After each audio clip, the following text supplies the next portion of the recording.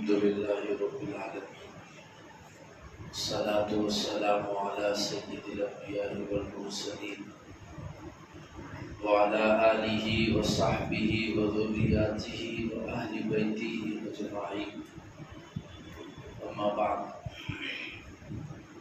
أعوذ بالله من الشيطان الرجيم بسم الله الرحمن الرحيم ألم تر كيف ضرب الله مثلا كلمة طيبة كشجرة طيبة أصلها ثابت وفرعها في السماء وقال النبي صلى الله عليه وسلم من أحب لله وأبغض لله وأعطى لله ومنع لله فقد استكمل نصف الإيمان صدق الله العظيم وصدق رسوله النبي الكريم ونحن على ذلك لمن الشاهدين والشاكرين والحمد لله رب العالمين اللهم صل على محمد وعلى آل محمد وبارك وسلم سبحان ربك رب العزة عما يصفون وسلام على المرسلين والحمد لله رب العالمين. محترم بزرگان دین، مکرم سامعین اکرام، معزز نوجوانان اسلام، السلام علیکم ورحمۃ اللہ وبرکاتہ. الحمدللہ گزشتہ جمعہ ماہ سفر اور اسلامی تعلیمات کے عنوان سے کچھ باتیں آپ حضرات کی خدمت میں عرض کی گئی تھی. اس میں بنیادی طور پہ 3 باتیں بڑی اہمیت کے ساتھ آپ کے سامنے پیش کی گئی. ایمان کی صفات ہے توحید الہی، توکل علی اللہ اور تقدیر پر ایمان رکھنا. یہ ایمان کی اہم اور بنیادی صفات ہے. چونکہ ایمان ہمارے اسلام کا ایک مضبوط اور اہم ترین عقیدہ ہے، اس لیے انشاءاللہ کچھ جمعہ ایمان سے متعلق باتیں آپ کے سامنے عرض کی جائیں گی. وجہ یہ ہے کہ مسلمان ایمان کے اعتبار سے اگر مضبوط ہو جائے تو پھر زندگی کے ہر حالات کا مقابلہ کر سکتے ہیں.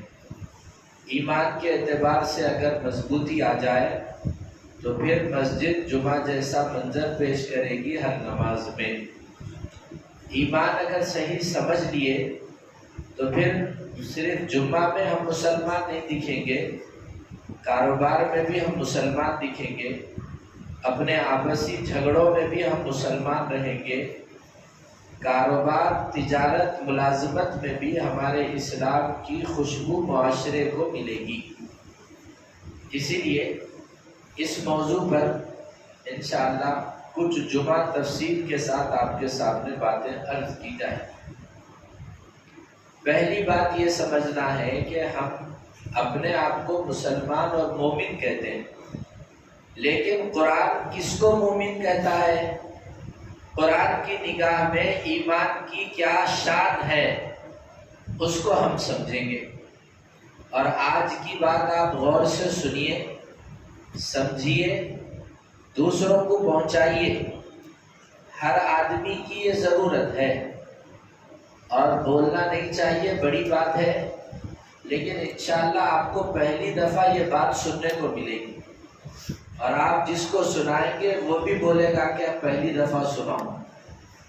اسی لیے تو قرآن نے کیسے ایمان کی مثال، کیسے ایمان کی تصویر پیش کی. قرآن میں بتایا گیا أَلَمْ تَرَ كَيْفَ ضَرَبَ اللَّهُ مَثَلًا كَلِمَةً طَيِّبَةً كَشَجَرَةٍ طَيِّبَةٍ أَصْلُهَا ثَابِتٌ وَفَرْعُهَا فِي السَّمَاءِ. ایمان کی مثال کھجور کے جھاڑ کی طرح ہے. دنیا میں بہت سے جھاڑ ہیں، لیکن کھجور کے جھاڑ کی چند خصوصیات ہیں. پہلی خصوصیت یہ ہے کہ کھجور کے جھاڑ کی جڑیں پورے زمین میں مضبوط پھیل جاتی. کتنا بھی ہوا آؤ، تیزی آؤ، بارش آؤ، جلدی وہ جھاڑ اپنی جڑوں کو چھوڑتا نہیں. دوسرا، دنیا میں جتنے بھی جھاڑ ہیں ان کے پھل کا موسم ہے. آم ایک خاص موسم میں آتا ہے، سیتافل ایک خاص موسم میں آتا ہے. کھجور کا جھاڑ وہ ہے جس کے پھل سال کے 12 مہینے آتے ہیں. اب سنیے، اللہ تعالیٰ کہتے ہیں ایمان والوں کی مثال کھجور کے جھاڑ کی طرح ہے. جس جھاڑ کی جڑیں زمین میں مضبوط اور پھیلاؤ کے ساتھ ہوتی ہے، جس جھاڑ کی شاخیں آسمان کی طرف بلند ہوتی ہیں، جس جھاڑ سے پھل سال کے 12 مہینے آتے ہیں. یعنی ایمان دل میں مضبوط بیٹھا ہو، ایمان سے عمل آسمان کی طرف جاتا ہو، اس ایمان کی وجہ سے اچھی عادتیں اور اچھے پھل معاشرے کو ملتے ہو، تب ہی وہ ایمان ہے جو ایمان کو قرآن نے پیش کیا ہے. اگر میں مومن ہوں اور میرا عمل اللہ تک نہیں پہنچ رہا روزانہ، تو میں قرآن کے حساب سے ایمان والا نہیں ہوں. اگر میں مومن ہوں اور میرے ذات سے خوشبو معاشرے کو نہیں مل رہی، میرے سے معاشرے کو راحت نہیں مل رہی، اس کا مطلب میں قرآنی مومن نہیں ہوں. قرآن جس ایمان کی دعوت دیا ہے، قرآن جس ایمان کی فضیلت بیان کیا ہے، وہ ایمان میرے پاس نہیں ہے. دنیا کی سب سے قیمتی دولت ایمان ہے. سب انسان پیسے سے پیار کرتے ہیں، کسی کے دل میں پیسے کی محبت نہیں ہے، ایسا نہیں. وَإِنَّهُ لِحُبِّ الْخَيْرِ لَشَدِيدٌ. دیندار ہو غیر دیندار ہو، سب کو پیسے سے پیار ہے. پیسے سے زیادہ آدمی کو اپنے جسم، اپنی جان، اپنی صحت سے پیار ہے. جان پہ بنائی تو جائیداد بیچ دیتے، پیسے خرچ کر دیتے، دولت کو صرف کر دیتے. میری جان بچا لو ڈاکٹر صاحب بولتے. جان اور پیسے سے بھی بڑی چیز انسان کی اولاد ہے. بچوں کے اوپر کچھ مصیبت آئی تو اپنی جان دینے تیار، اپنی کڈنی دینے تیار، اپنی دولت دینے تیار، لیکن میرے بچے کو بچا لو صاحب. اولاد سے بھی بڑی چیز آدمی کی عزت اور آبرو ہے. عزت پر مصیبت آئی تو آدمی جان دیتا، جان لے بھی لیتا. عزت پر مصیبت آئی، آدمی عزت بچانے اپنے خاندان کو قربان کر دیتا ہے. دولت سے بڑی نعمت انسان کا جسم اور صحت ہے. جسم اور صحت سے بڑی نعمت انسان کی اولاد ہے. اولاد سے بھی بڑی نعمت انسان کی عزت ہے. اور ان سب سے جو بڑی دولت وہ مسلمان کا ایمان ہے. پیسے اور دولت پر دے کے جان بچا سکتے، ایمان بچا سکتے تو دولت دے دیجئے. جان دے کے ایمان بچا سکتے تو جان دے دیجئے.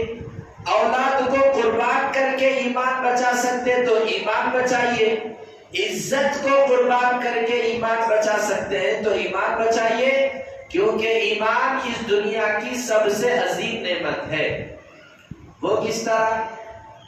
ایک دن صحابہ اکرام سے سرکار نے پوچھا، ای الخلق اعجب الیکم ایمانا، بتاؤ سب سے زیادہ اول اور افضل ایمان کس کا ہے؟ صحابہ نے کہا النبیون، نبیوں کا ایمان زبردست ہے، مضبوط ہے. حضور نے فرمایا ما لهم لا یؤمنون والوحی ینزل علیہم، انہوں مسلمان نہیں ہوئے تو کون مسلمان ہوتے؟ فرشتے کو روز دیکھتے، وہی روزانہ ان کے اوپر اترتی، اس لیے ان کا ایمان افضل نہیں ہے. پھر صحابہ نے کہا نحنو، ہمارا ایمان افضل ہے. حضور نے کہا ما لکم لا تؤمنون، تم کہیں کوئی ایمان نہیں لاتے، میں تمہارے درمیان ہوں. میرے معجزات، میرے کرامات، میرے اخلاق، میرا کردار، میرے اوپر اترنے والی وہی دیکھ رہے، قرآن کو دیکھ رہے، فرشتے کے آنے جانے کو سن رہے. تم مسلمان نہیں ہوئے تو کیا ہوتے تھے؟ پھر صحابہ نے پوچھا یا رسول اللہ بتائیے افضل ایمان کس کا ہے؟ حضور نے فرمایا وہ مسلمان جنہوں نے مجھے دیکھا نہیں، کتاب میں میرا نام پڑھ کے مجھ پر ایمان لائے، ایسے مسلمانوں کا ایمان نبیوں سے افضل ہے. ایمان بالغیب کے اعتبار سے ایسے مسلمان کا ایمان ایمان صحابہ سے افضل ہے، وہ ایمان والے میں اور آپ ہیں۔ اس لیے زیادہ ضرورت ہے ایمان کو سننے کی، زیادہ ضرورت ہے ایمان کو پڑھنے کی، زیادہ ضرورت ہے ایمان کو سمجھنے کی۔ تو میں نے ایک بات بتائی، قرآن کی روشنی میں ایمان وہ ہے جس ایمان والے کے دل میں ایمان کی جڑیں مضبوط ہوں، جس ایمان والے سے 24 گھنٹے اللہ کے اعمال ہوتے ہوں، ایسے ایمان کی تصویر قرآن میں پیش کی گئی ہے۔ زمانہ اور قرآن بھی ہمارے ایمان کا امتحان لیتا ہے۔ وہ کس طرح؟ وہ اس طرح، چاہے ملک میں ہو یا گلی میں ہو یا دنیا میں ہو، کہیں پر بھی یہ خبریں آپ تک آتی ہے کہ ان لوگ مل کے مسلمانوں کو ختم کرنے کی کوشش کر رہے، اسرائیل فلسطین میں کوشش کر رہا، لیبیا میں مسلمانوں کو مارا جا رہا، اب یہاں پہ کبھی جانور کاٹا بول کے مار دے رہے، کبھی گوشت لے گیا بول کے مار دے رہے، کبھی جو ہے سو کچھ نہیں کیا بول کے مار دے رہے۔ روزانہ یہ خبریں آتی جا رہی ہے کہ ہندوستان میں مسلمانوں پر زمین تنگ کی جا رہی ہے، چلتے چلتے دکانیں جلا دے رہے۔ سب کفر ایک جگہ ہوا مسلمانوں کو ختم کرنے کے لیے۔ اب اس کا رد عمل ہماری طرف سے کیا ہو رہا؟ لوگ ہندوستان چھوڑ کے چلے جا رہے، یا نہیں تو لوگ بول رہے کہ کیا کر سکتے، اپن خوف کے ماحول کے ساتھ جی رہے ہیں۔ ایسے حالات آنے پر قرآن نے ایمان والوں کو کیا کہا؟ سنیا، ان الناس قد جمعوا لکم، پورا کفر مسلمانوں کو ختم کرنے کے لیے ایک جگہ جمع ہو گیا۔ قرآن میں صحابہ کو کہا گیا تھا، اور دنیا کفر نے صحابہ کو ڈرایا، فخشوہم، تم یہ آدمی سے ڈرو، تم ان کی حکومت سے ڈرو، تم ان کی فکر سے ڈرو، تم اس تنظیم سے ڈرو، یہ لوگ مسلمانوں کو ختم کرنے کے لیے آ رہے ہیں، فخشوہم، تو تم ان سے ڈرو کہا گیا۔ اللہ تعالیٰ نے قرآن میں کہا یہ حالات ایمان والے کے ایمان میں اضافہ کرتے ہیں۔ زادہم ایمانا، جب کفر متحد ہو گیا تو ایمان نے کروٹ لی اور مسلمانوں کے ایمان میں گرمی آئی اور انہوں نے کفر کا مقابلہ کیا۔ اب میرے کو اور آپ کو فیصلہ کرنا ہے، اس ملک کے حالات کو سننے کے بعد ہمارے ایمان میں گرمی ہوئی تو سمجھیے کہ میرا ایمان اندر تھا، ورنہ میں نفاق کا لیبل لگا کے ایمان کا دھندا کر رہا تھا، ایمان کا لیبل لگا کے نفاق کا کاروبار کر رہا تھا۔ بس یہی صورت ہے، کہیں پر بھی کچھ بھی ہو جائے، کیا بھی بتا دیا جائے، آپ مسلمان ہندوستان میں مشکل، اس سے برے حالات کبھی نہیں آئے مسلمانوں پر۔ ایسی خبریں سننے کے بعد ڈر جانا، ان سے ہمت ہار جانا، یہ ایمان والے کی شان نہیں ہے۔ ان حالات کے بارے میں اللہ نے کہا زادہم ایمانا، یہ حالات مسلمان کے ایمان میں اضافہ کرتے ہیں۔ اگر آپ لوگوں کے ایمان میں اضافہ ہوا، آپ کو یقین ہوا کہ واقعی ہم کو اپنے ایمان کو بڑھانے کی کوشش کرنا ہے، تو پھر آپ مبارکبادی کے مستحق ہیں۔ اگر ایسا نہیں ہوا، چائے کی پیالی پیتے ہوئے روتے ہوئے چائے کی پیالی رکھے، کیا کرنا کی اب ہندوستان میں کیسا رہنا کی، تو پھر یہ کھلی بات ہے کہ ایمان کا لیبل لگا کے نفاق کا کاروبار کرتے ہوئے آئے ہیں اب تک۔ یہ دوسری بات تھی جو آپ کی خدمت میں ایمان کی اہمیت کے سلسلے میں عرض کی گئی۔ تیسری بات یہ ہے،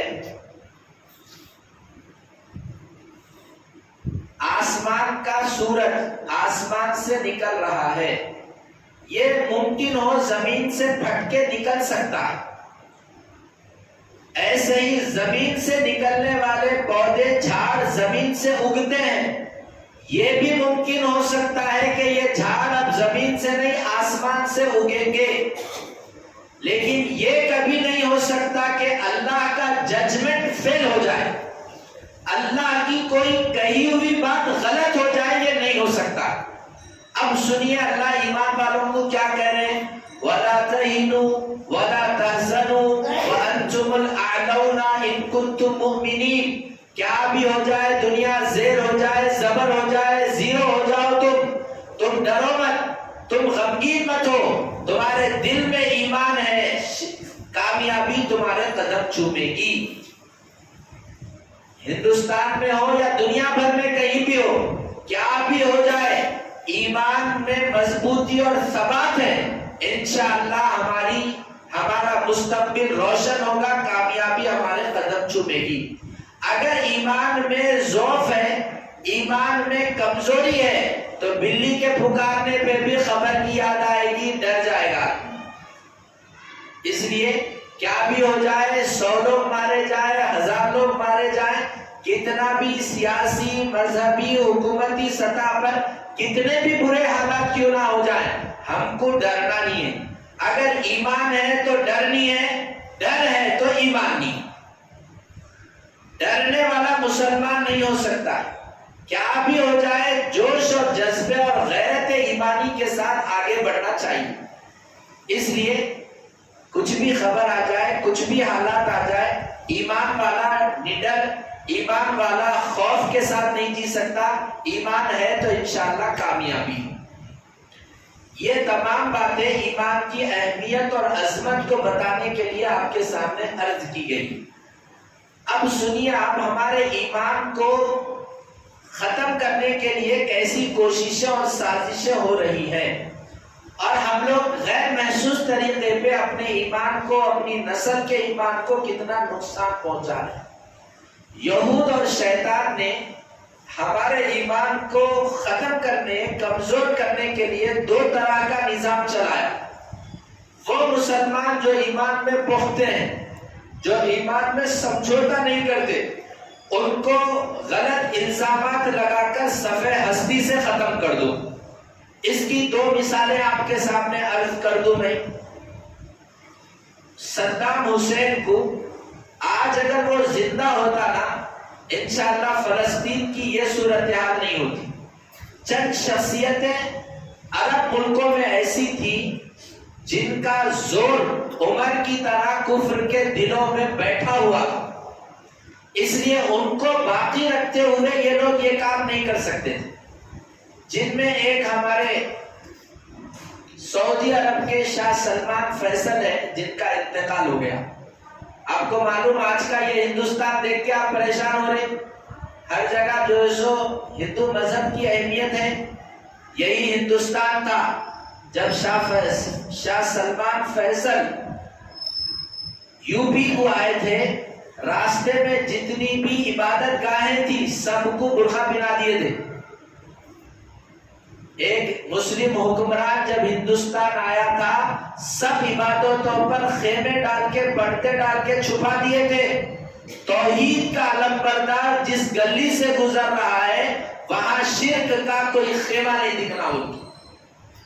ایسے ہی صدام حسین تھا اور قذافی تھے، ان لوگوں کے اندر جرأت ایمانی تھی۔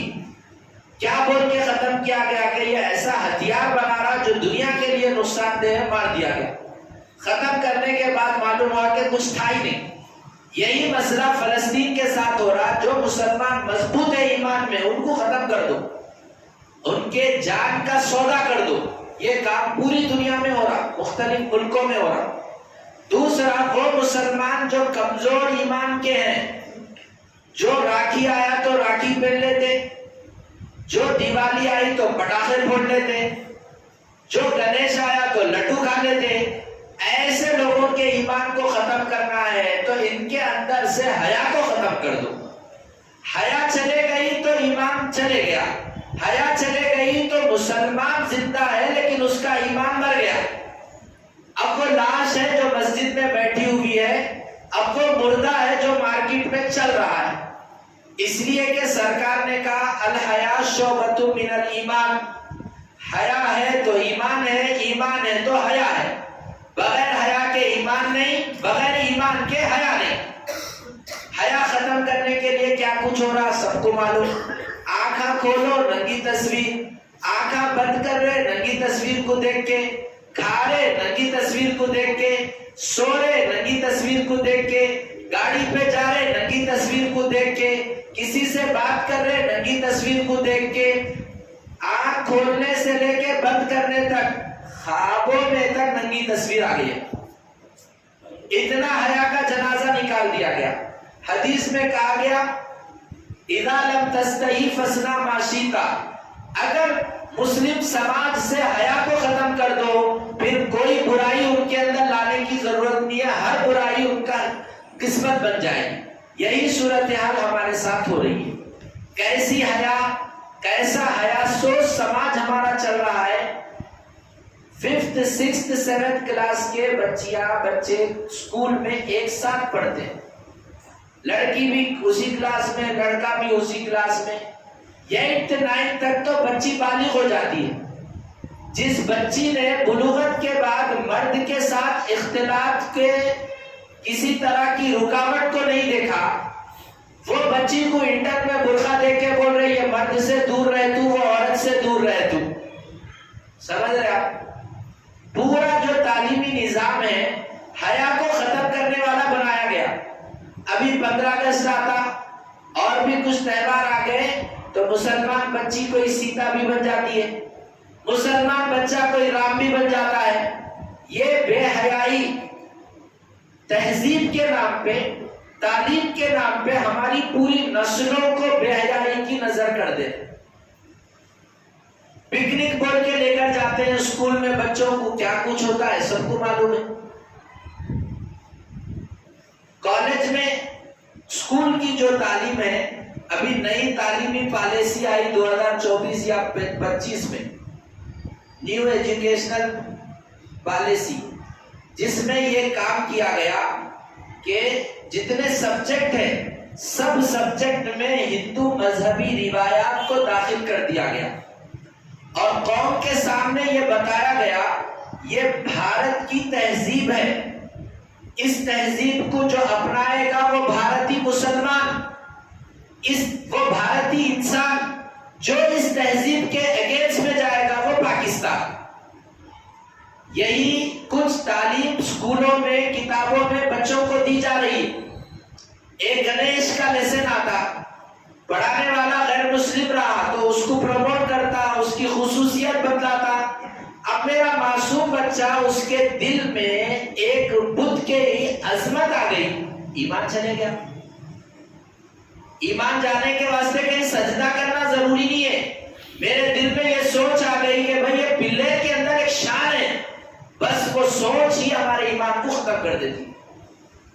یہ شان ہے، یہ پلر کے اندر نفع ہے، اس کے اندر یہ پاور ہے، اس کے اندر یہ پاور کا تصور ایمان کو ختم کر دیتا ہے۔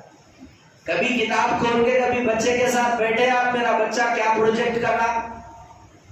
کئی مسلمان بچے تو وہ ہیں کسی مذہب کی تصویر بنا کے لکھ جا کے ٹیچر کو دیتے ہیں۔ جب آدمی 6 گھنٹے کسی شخص کی، کسی مورتی کی تصویر پہ محنت کرے گا، کیا اس کی عظمت، اس کے محبت اس کے دل میں نہیں آئی؟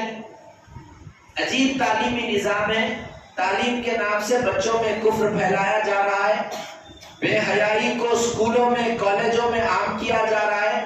اب تو ایسا مسئلہ ہے، پیچ پی کے جی لیے، مرچی کھا کے جی لیے، اب لوگ آپ بول رہے مندی کھائیں گے، بچی کو ہائٹیک سٹی میں جاب کو بھیجائیں گے، انہیں کما کے لائی تو اس کے پیسے سے مندی کھائیں گے، اب مرچی کھا کے جینے والے نہیں ہیں۔ سماج یہ بول رہا دونوں مل کے محنت کرے تو فیوچر اچھا ہوتا اپنا، بول کے بیویوں کو کام پہ بھیجا دے۔ پہلے بولتے تھے بچیوں کو کہیں کو پڑھا رہے جی، بول تو اچھے رشتے نہیں آتے بول کے پڑھائے، ٹھیک ہے پڑھا لو۔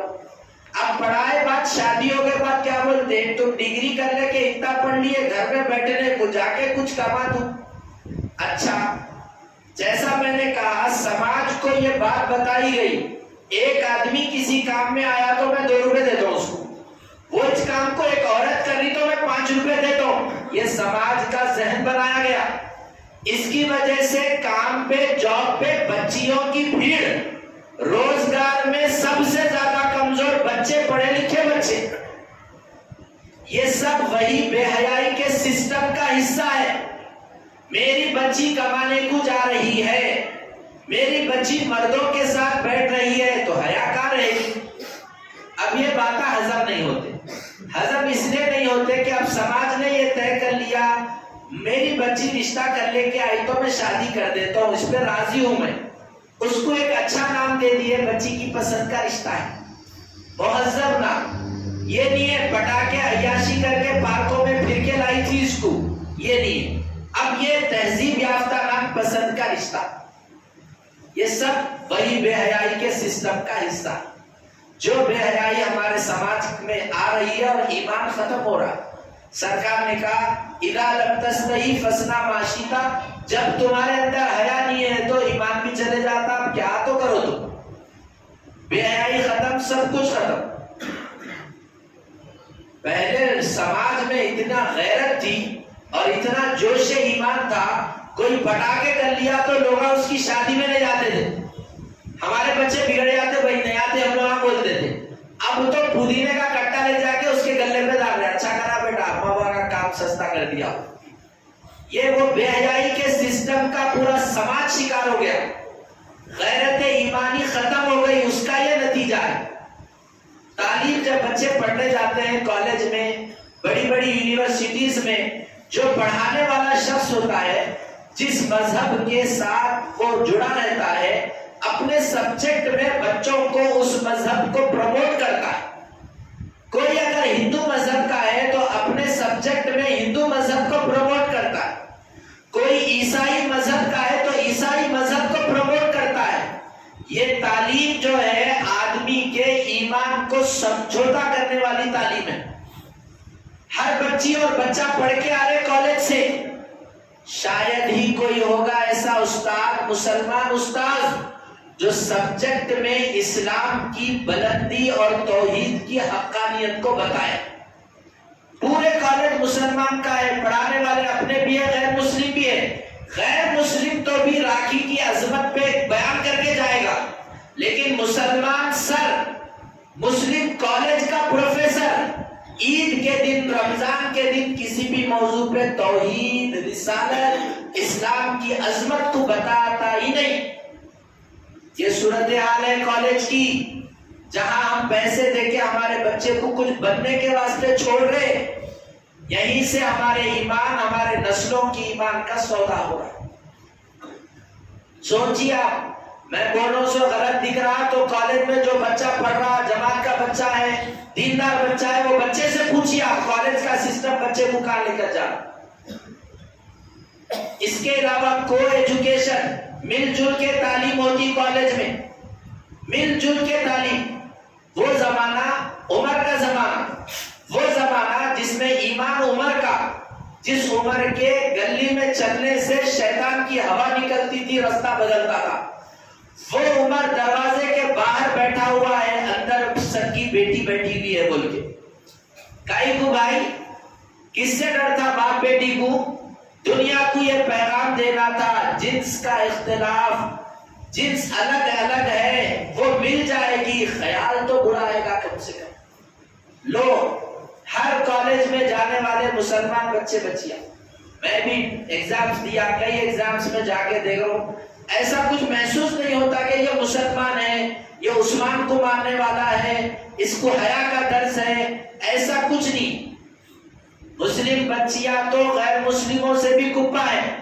ابھی جمعہ کو یہ مسجد سے یہ مسجد کو آتا ہوں، درمیان میں ایک پارک ہے، مسلمان بچی اس پارک کے پاس گاڑی کو پارک کر کے غیر مسلم کے ساتھ برقعے میں جا رہی ہے۔ کون ذمہ دار اس کا؟ آپ فیصلہ کریے۔ پہلے شادی کے بعد پوچھتے تھے خوشخبری ہے کیا بول کے، اب شادی سے پہلے خوشخبری دے دے رہے، کون ذمہ دار اس کا؟ سوچیے آپ، ہمارا سماج کہاں جا رہا، کیا عوامل ہے، کیا فیکٹ ہے اس کے پیچھے، کس وجہ سے یہ صورتحال بن رہی ہے؟ کو ایجوکیشن کا یہ نقصان ہے۔ 14 سال تک بچی تعلیم لے کر آتی ہے، وہ تعلیم بچے کے ذہن میں کیا کام کرتی ہے، اس کا جائزہ لینے کا نہیں۔ آپ کو معلوم ہے یہ پورا جو عصری نظام، کالج کا نظام، کالج کی تعلیم، یہ مادہ پرست بناتی آدمی کو۔ مادہ پرست بول تو چیزوں کے اندر پاور ہے، وہ چیزوں کے اوپر محنت کرے تو تیرے پاس بھی پاور آتا، چیزوں میں پاور ہے بول کے سوچنا بھی شرک ہے۔ یہ جو جملہ ہے نفع نقصان اللہ کے ہاتھ میں ہے، اس کا مطلب یہ ہے کہ مادے میں، میٹیریل میں کچھ نہیں ہے، جو ہے وہ اللہ کے ہاتھ میں۔ پورے اسکول اور کالج کے نظام میں بچے کا ذہن یہ بنتا ہی بنتا، میٹیریل از دا پاورفل۔ دنیا میں سب سے زیادہ پاورفل چیز میٹیریل چیزیں ہیں۔ ان چیزوں سے جڑ جاؤ تم بھی پاورفل ہو جاتے، ڈاکٹر کے نظام سے جڑ جاؤ تم پاورفل ہو جاتے، سی اے بن جاؤ تم پاورفل ہو جاتے۔ یہ سوچ پیدا ہوتی کالج کی تعلیم سے۔ اس لیے یہ جائزہ لینا ہے کہ میرا بچہ کیا ذہن لے کے بڑا ہو رہا ہے۔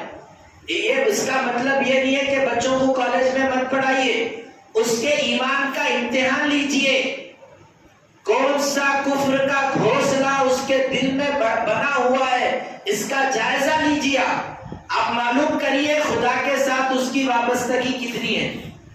تو بے حیائی کو عام کرنے کے لیے ایک تو پورا تعلیمی نظام میں بے حیائی کو فروغ دیا گیا، تہذیب کے نام سے بد تہذیبی پھیلائی گئی، اور خود تعلیم میں یہ کوشش کی گئی بچے کے یقین کا سودا کیا جائے۔ ایسے ہی بے حیائی کو فروغ دینے کے لیے فلمی دنیا کا سہارا لے کر پورے سماج کو بد سے بدچلن کیا جا رہا ہے۔ اب تو 10 سال میں حیدرآباد ایسا کروٹ لیا، اب گلی گلی میں ناچنے والا کامیڈین پیدا ہو رہا، ہر یوٹیوب پہ آ رہا، انہیں کامیڈی کر کے میں بھی سلمان خان بن رہا ہوں، میں بھی جانی لیور بن رہا ہوں۔ یہ کیا ہے صاحب؟ یہ بے حیائی کے انسٹیٹیوٹ ہے۔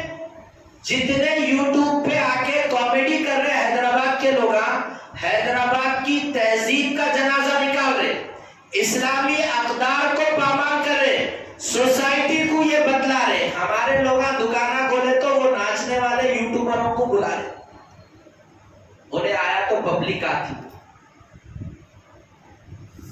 انوگریشن کر رہے تو انہیں بڑا یوٹیوبر ہے اس کو بلا رہے۔ کیا مطلب؟ جو جتنا بڑا بے حیا ہے ہمارے علاقے کا انہیں امام ہے۔ یہ سماج بول رہی، جو کامیڈی کرتے ہوئے بچیوں کی عزتوں پر حملہ کرے، جو کامیڈی کرتے ہوئے بچیوں کے پردے کے موضوعات کو اچھالے، بے حیائی کو فروغ دے، اس کو ہماری دکان کی ربن اس سے کٹاؤ۔ کٹا رہے لوگ بے انتہا۔ بولے تو میرے اوپر کتنے حملے ہوتے، اتنا بولے بات ہے، ایسا بول دیے ویسا بول دیے، چلو اب جانا ہی ہے، کیا بھی بول کے جائیں گے۔ تو بتانا مقصد یہ ہے کہ یہ بے حیائی فروغ پا رہی ہے، تعلیم کے نام سے بے حیائی فروغ پا رہی ہے، کو ایجوکیشن کے نام سے بے حیائی فروغ پا رہی ہے۔ اور ایک بتاؤ میں، پورے سماج کو ایسا اپنے جادو کا شکار کر لیا گیا ہے۔ بچی 12 سال میں بالغ ہوتی ہے، شاید ہی کوئی گھر ہوگا جہاں بچی کو یہ کپڑا پہنانے کی دعوت دی گئی، بیٹا یہاں تک تمہارا کپڑا فل رہے، شاید ہی کوئی گھر ہوگا۔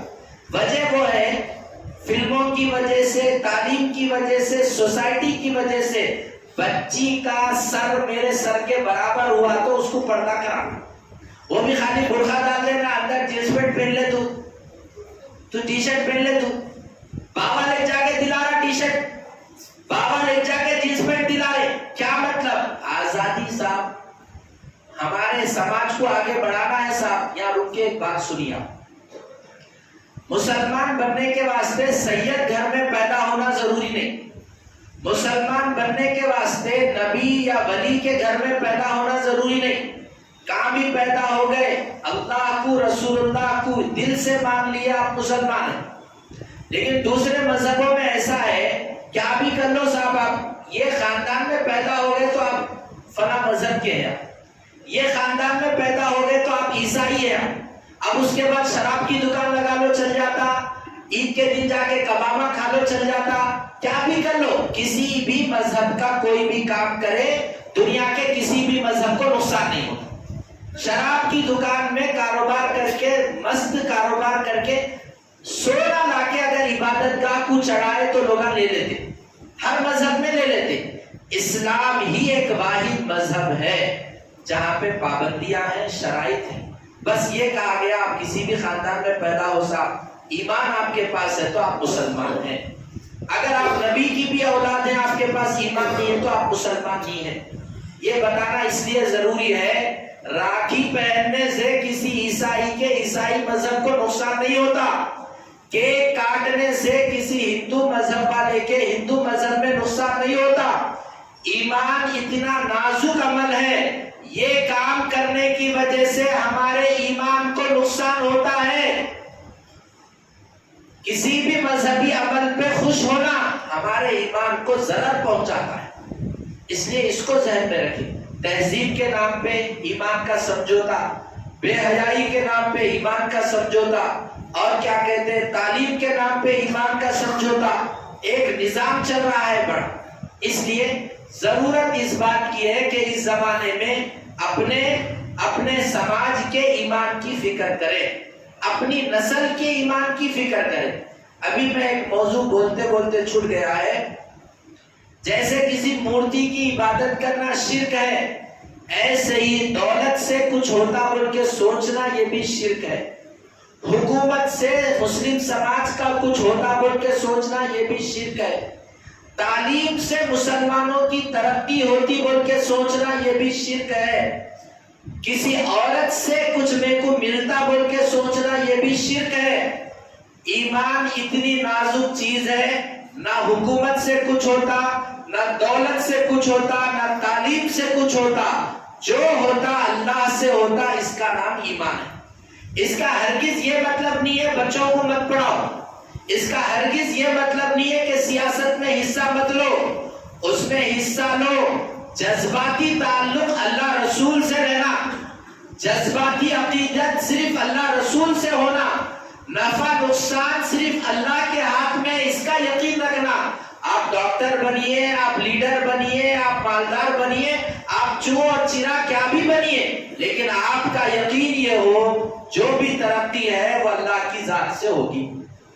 اب ہمارا سماج کیا بولتا ہے، یہ ہوٹل لگائے جب سے میرا کاروبار اچھا ہو گیا، بچوں کو پالا کرا، زندگی اچھی ہو گئی، باہر جا کے آئے جب سے میں سیٹل ہو گیا، زندگی مست ہو گئی، میرا فلاں بچہ جب سے کام کو گیا ہمارے گھر اچھا ہو گیا۔ یہ کیا ہے صاحبی؟ یہ بھی مورتیاں ہیں صاحبی، مورتیاں ہیں یہ سب۔